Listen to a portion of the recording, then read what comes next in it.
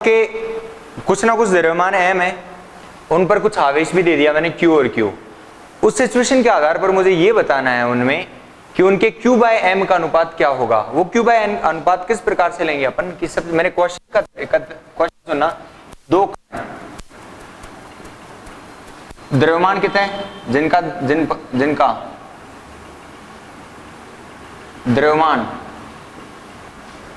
Small m तथा जिनका द्रव्यमान स्मॉल m तथा प्रत्येक पर आवेश q है। कितना ले लिया अपन ने? q है। स्थिर वैद्युत ये है दोनों कण स्थिर वैद्युत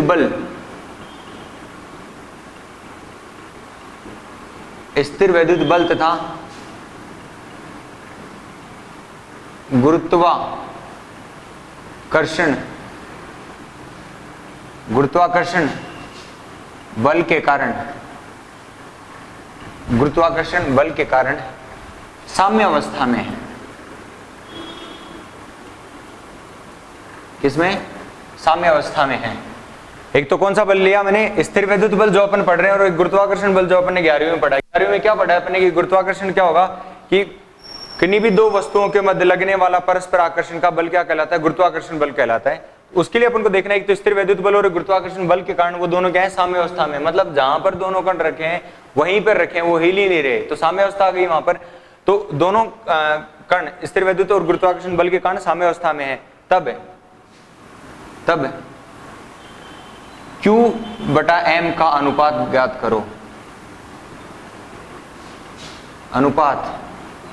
ज्ञात करो। आपका क्वेश्चन ये है, द्रव्यमान m और आवेश कितना दे दिया उस पर q। तो पहला क्वेश्चन अपने पास F स्थिर वैद्युत बल, F कूलाम बल या F स्थिर वैद्युत बल, क्योंकि जो कण हैं जिन पर आवेश है वो क्या स्थिर अवस्था में है। तो स्थिर अवस्था में है तो उसके लिए अपन क्या पढ़ते हैं? स्थिर वैद्युत बल, जो कि कूलाम ने दिया, और उसका स्थिर वैद्युत बल का जो मान होगा F स्थिर वैद्युत बल कितना आ जाएगा? स्थिर वैद्युत बल इज इक्वल टू कितना हो जाएगा? K Q इंटू Q अपन उनके मध्य दूरी कितनी ले ली मैंने? r²। और F गुरुत्वाकर्षण बल का जो मान होता है, F गुरुत्वाकर्षण इज इक्वल टू कितना हो जाएगा? G M। एक का द्रव्यमान m है, दूसरे का द्रव्यमान भी कितना होगा? m है। तो G M इंटू M अपन उनके मध्य जो दूरी है, दूरी का मान कितना रहेगा? r² ही रहेगा। तो इस पे दोनों साम्य अवस्था में रहने का तात्पर्य ये है कि ये दोनों बल क्या होंगे? बराबर होंगे। साम्य अवस्था क्या है? मैं खड़ा हूं तो मेरे पर नीचे की तरफ क्या लग रहा है? गुरुत्वीय बल रहेगा। पृथ्वी मेरे को अपनी तरफ खींच रही है, अर्थात मैं खड़ा हूं तो मैं खड़ा ही हूं। साम्य अवस्था है। ये साम्य अवस्था किस प्रकार से होगी कि एक बल नीचे की तरफ लग रहा है तो दूसरा बल क्या लगेगा? मेरे ऊपर की तरफ। तो दो बल आए यहाँ पर, तो दो बल लग रहे हैं वहां पर, तो दोनों बल क्या होंगे? हमेशा न्यूटन की गति का नियम क्या कहता है? तीसरा कि भाई दो बल हमेशा क्या करते हैं? किसी भी वस्तु पर दो बल कार्य करते हैं जिनकी दिशा परस्पर एक दूसरे के क्या होती है? विपरीत दिशा में होती है। तो साम्य अवस्था तभी प्राप्त होगी अपन को। तो साम्य अवस्था के लिए क्या हो जाएगा? F स्थिर वैद्युत बराबर किसके होगा? F गुरुत्वाकर्षण बल के बराबर होगा। F स्थिर वैद्युत का जो मान होगा वो कितना है? K इंटू कितना हो जाएगा? Q² upon r²। और ये कितना हो जाएगा? G M इंटू M कितना हो जाएगा? M² upon G upon GM² upon r²। r² से क्या कट गया? r² कट गया। अपन को किसकी वैल्यू चाहिए? Q बाय M की वैल्यू चाहिए। तो नेक्स्ट स्टेप यदि इसमें बात करूं, KQ² is equal to GM², तो Q² अपॉन M², और यहां पर G अपॉन कितना बच गया? K बच गया। G यूं कहीं था, वज्र गुणा करा दिया मैंने। अपन को किसका मान चाहिए? Q बाय M का मान चाहिए। तो दोनों तरफ अंडर रूट कर दूंगा तो कितना आ जाएगा? Q बाय M का मान आ जाएगा। ऐसा भी लिख सकता हूं उसको, Q अपॉन M का whole square is equal to कितना हो जाएगा? G बटा K। और दोनों तरफ वर्गमूल लेने पर क्या ले लिया मैंने? दोनों तरफ वर्गमूल। तो Q बाय M का होल स्क्वायर का अंडर रूट कितना प्राप्त होगा अपन को? Q बाय M ही होगा। तो ये कितना प्राप्त हुआ? Q by M is equal to कितना हो जाएगा? अंडर रूट जी। गुरुत्वीय जो नियतांक होता है उसका जो मान होगा और K का जो मान होगा उसके आधार पर यदि अपन बात करें तो 6.64 इंटू 10 टू पावर कितना होता है? जो जी का जो मान होगा, गुरुत्वीय जो नियतांक होता है जी का मान 6.64 गुणा 10 की घात कितना होगा, -11, कितना होता है -11 अपॉन कितना प्राप्त होगा नीचे, के का जो मान होता है 9 गुणा 10 की घात 9, तो 9 गुणा 10 की घात 9 ऊपर जाएगा तो कितना होगा, Q upon m is equal to √6.64 upon 9 बचा यहाँ तो, और 10 की घात -9 ऊपर जाएगा तो माइनस का 9 हो जाएगा, और 10 की घात -11 ऊपर ऑलरेडी बैठा है, तो टोटल कितना हो जाएगा 10 की घात -11 -9, 10 की घात कितना हो गया 11 और 9 20, और वो भी किसका होगा माइनस का, तो लगभग 6.6 में अपन भाग देंगे किसका 9 का, इसका जो मान लगभग अपन को क्या प्राप्त होगा 1, और 1 का अंडर रूट लगभग कितना, 1 का अंडर रूट कितना होगा 1, और 10 की घात -20 का जो मान होगा अंडर रूट करेंगे तो 10 की घात -20 का जो मान होगा वो लगभग जो मान प्राप्त होगा इसको सॉल्व करने पर अपन को, तो लगभग के लिए अपन चिन्ह लगाते हैं लगभग, Q/m लगभग 10 की घात -10, Q/m का रेशियो पूछा है तो Q/m इजिकल टू कितना आ जाएगा 10 की घात -10, ये मान प्राप्त होगा अपन को इसका। तो दो कण जिनके द्रव्यमान ये है, Q/m का अनुपात जो अपन को मिलेगा Q/m इजिकल टू 10 की घात -10। ऐसा क्वेश्चन पूछेगा साम्यावस्था को तो इस प्रकार से उसको हल करना है। नेक्स्ट आता है अपने पास कि कोई भी बल है, एक ही आवेश दे रखा है, उस पर कई प्रकार से बल लग रहे हैं, तो उसको क्या बोलेंगे अपन, कई बल अध्यारोपित हो रहे हैं उसको, तो अध्यारोपण का सिद्धांत बताना है अपन को, उसको क्या बोलेंगे उसको अध्यारोपण का सिद्धांत। तो अध्यारोपण का सिद्धांत कहता है अपन को लॉ ऑफ सुपर पोजिशन, अध्यारोपण का सिद्धांत।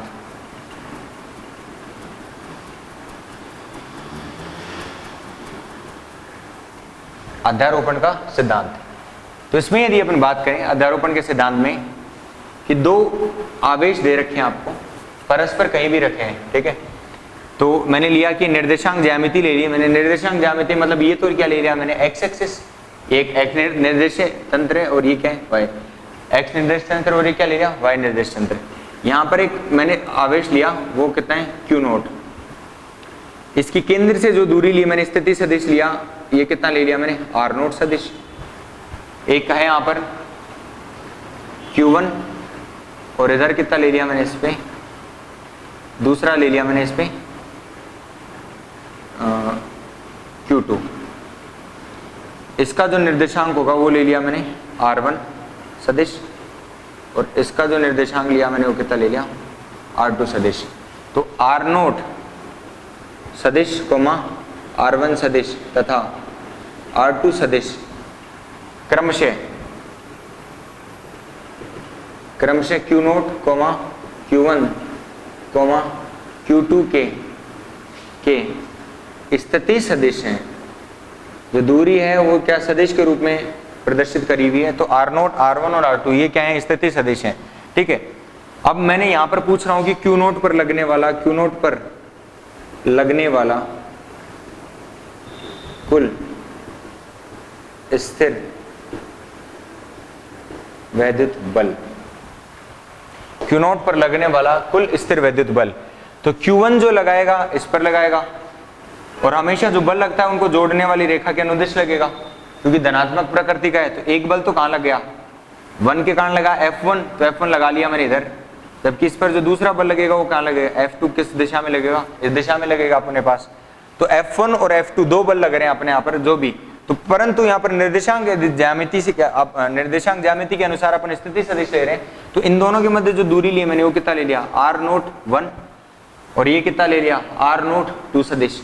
तो F1 लगने वाला स्थिर वैद्युत बल किसके के कारण लगेगा, F0 पर जो बल लगेगा F0 वो किसके कारण होगा F1 के कारण और F2 के कारण, तो इन दोनों का जो योग होगा वो किसके बराबर होगा, कुल बल के बराबर होगा। F1 का यदि मान देखना पड़ेगा तो F1 कितना होगा, F1 is equal to K, Q0 पर लग रहा है Q1 के कारण लग रहा है, दूरी का जो मान है R0 1 का स्क्वायर, F2 इजिकल टू कितना आ जाएगा K Q0 Q2 upon R0 2 का स्क्वायर। यदि दिशा यदि देनी है, सबसे इंपॉर्टेंट चीज किस दिशा में लग रहा है R0 1 2, तो यहां पर मैं स्थिति सदिश लगाकर यदि यहां पर R0 1 पर कैप लगा दूं तो इसका जो कैप लगाओ इसको क्या बोलते हैं, एकांक सदिश। एकांक सदिश हमेशा किस काम में आता है, दिशा देने के काम में आता है।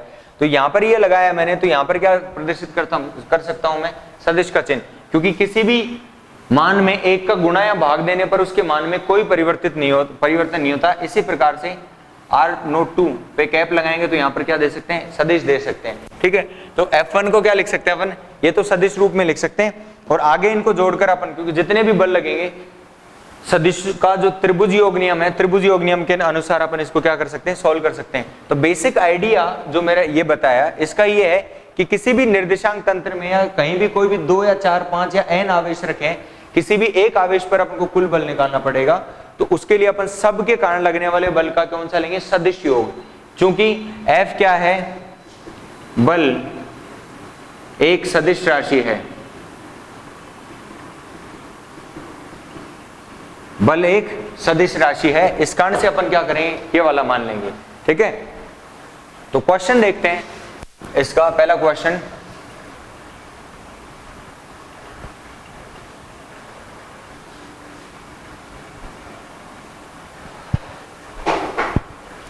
एक वर्ग के कोनों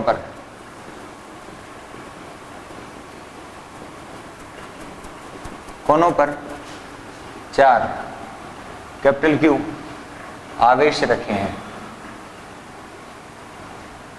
इसके केंद्र पर रखें Q0 आवेश पर कुल बल निकालना अपन को। ठीक है, वर्ग है तो वर्ग की चारों भुजाएं क्या होती हैं, समान। ये A है तो ये भी कितना होगा A, ये भी A और ये भी कितना हो जाएगा A, ये वाला मिड पॉइंट। और यहाँ पर कौन सा आवेश रख रखा है अपने, Q0 रखा हुआ है। यहाँ पर चारों कोनों पर कौन सा आवेश रखे हैं, capital Q capital Q capital Q। सबसे पहला जो क्वेश्चन आता है अपने पास कि यहाँ से यहाँ तक जो प्रभावी दूरी, इसके कारण इस पर लगने वाला बल, इसको माना 1, इसको 2 पोजीशन, इसको 3 नंबर पे, उसको क्या माना मैंने 4 नंबर पे। तो इसके कारण जो बल लगेगा, सबसे पहले जो इफेक्टिव जो प्रभावी दूरी होगी, प्रभावी दूरी का जो मान होगा वो होगा ये वाला मान। इसके लिए प्रभावी दूरी कौन सी होगी, ये वाली। इसके लिए प्रभावी दूरी ये और इसके लिए प्रभावी दूरी ये। अब अपन किस प्रकार से प्रभावी दूरी निकाल सकते हैं अपन को, ये कौन सा मान लिया मैंने, O बिंदु मान लिया। तो अपन को क्या चाहिए, दूरी O1 बराबर किसके होगा, ये इसका मान चाहिए अपन को। तो O1 किसका बराबर होगा, 1/3 का दूरी, 1/3 का कौन सा भाग होगा, आधा भाग होगा। 1/3 को डिवाइड करना पड़ेगा, दूरी 1/3, तो दूरी 1/3 क्या हो जाएगा, इस त्रिभुज का, त्रिभुज 1 3 4 का कौन सा होगा, कर्ण होगा। तो कर्ण का मान हमेशा क्या होता है, आधार का स्क्वायर प्लस लंब का स्क्वायर। कर्ण root a square plus a square, कर्ण रूट करेंगे तो कितना आ जाएगा 2a स्क्वायर, और 2a स्क्वायर कर्ण रूट कितना करेंगे तो कितना आ जाएगा, 2a स्क्वायर कर्ण रूट कितना आ जाएगा, √2a। तो दूरी 1/3 का मान कितना आएगा, √2a अपॉन कितना आ जाएगा 2। इसकी आधी दूरी लेनी है तो √2a को इसको ऊपर नीचे अल्टीमेटली मल्टीप्लाई कैसे कर सकते हैं, √2 इंटू √2 किसके बराबर होता है, 2 के बराबर होगा। तो ये किससे आ गया 2, तो ये किसके बराबर होगा, a/√2। ये किसके बराबर होगा, दूरी OA के बराबर होगा, दूरी AO के बराबर। तो प्रभावी दूरी कितनी आई अपने पास, यही दूरी होगी प्रत्येक वर्ग में प्रत्येक कोने से केंद्र के मध्य दूरी, प्रभावी दूरी बोलेंगे उसको, उसका मान कितना है अपन को a/√2। उसका लेना देना अपन को कुछ भी नहीं है। अपन का जो क्वेश्चन जो अपन को देखना है कि इसके कारण इस पर जो बल लगेगा वो कहाँ होगा, क्योंकि ये भी धनात्मक ये भी धनात्मक, ये इसको क्या करेगा, प्रतिकर्षित। तो F1 जो बल लगेगा वो कहाँ लगेगा, बाहर की तरफ। पहली चीज क्लियर, F1 जो लगेगा वो बाहर की तरफ। दूसरा जो बल लगेगा वो भी क्या है, ये भी धनात्मक ये भी धनात्मक, ये बल कहाँ लगेगा, इस दिशा में। तीसरा जो है इसका, इसके कारण जो बल लगेगा वो भी क्या लगेगा, बाहर की तरफ। और चौथे की वजह से भी जो बल लगेगा वो कहाँ होगा, बाहर की तरफ। तो ये कौन सा है, 2 के कारण लगने वाला बल F2, ये 3 के कारण लगने वाला बल कितना आ जाएगा F3, और ये कितना आ जाएगा F4। अपने पास सिचुएशन याद चुकी है, F1 का जो परिमाण होगा वो कितना हो जाएगा K कैपिटल Q, किस पे लग रहा है, Q0 पर लग रहा है। और दूरी का मान कितना है अपने पास, a/√2 का होल स्क्वायर, तो कितना आ जाएगा K capital Q Q0 upon a square, और √2 का होल स्क्वायर कितना होता है 2। अपॉन कितना आ जाएगा 2, इसको ऊपर लेके जाएंगे तो कितना आ जाएगा 2 कैपिटल के capital Q Q not upon कितना आ जाएगा ए स्क्वायर। ये किसका मान है अपने पास F1 का मान है। परिमाण दूसरे का देखो, दूसरे की आवेश दोनों समान है, दूरी समान है, तो परिमाण किस किस का बराबर होगा, F1 का परिमाण, F2 का परिमाण, F3 का परिमाण और F4 का परिमाण, चारों के परिमाण क्या हैं बराबर। परिमाण बराबर होने के लिए जब F2 और F3 दो चीजें एक ही बिंदु पर दो बल विपरीत दिशा में लग रहे हैं तो टोटल बल का मान कितना हो जाएगा 0। तो F2 किसको कैंसिल आउट करेगा, F4 को कैंसिल आउट करेगा, और F3 किसके कैंसिल आउट करेगा, F3 को करेगा। इसको लिख किस प्रकार से सकते हैं अपन, चूंकि F1 is equal to F net देना पड़ेगा अपन को, F net is equal to कितना आ जाएगा F1 plus F2 plus F3 plus F4, ठीक है। तो F1 किसके बराबर है, F1 का जो मॉड्यूलस वो दिशा दोनों की क्या है विपरीत है। F1 इधर लग रहा है तो F3 कहां लग रहा है ऊपर की दिशा में लग रहा है, तो दोनों की दिशा क्या है विपरीत है। F1 is equal to minus F3 और F2 सदिश इज इक्वल टू कितना आ जाएगा माइनस का F4 सदिश। तो F नेट का जो मान यदि मैं लिखना चाहूं F1 प्लस F2 और F3 किसके बराबर है माइनस के F1 के बराबर है, और F4 किसके बराबर है माइनस का F2 के बराबर है। कैंसिल आउट होने के पश्चात F नेट का मान कितना आ जाएगा 0, अर्थात केंद्र पर रखे आवेश पर कुल बल 0 होगा। कितना लिया जाएगा, कुल बल कितना प्राप्त हुआ अपने पास 0। नेक्स्ट क्वेश्चन, कुल बल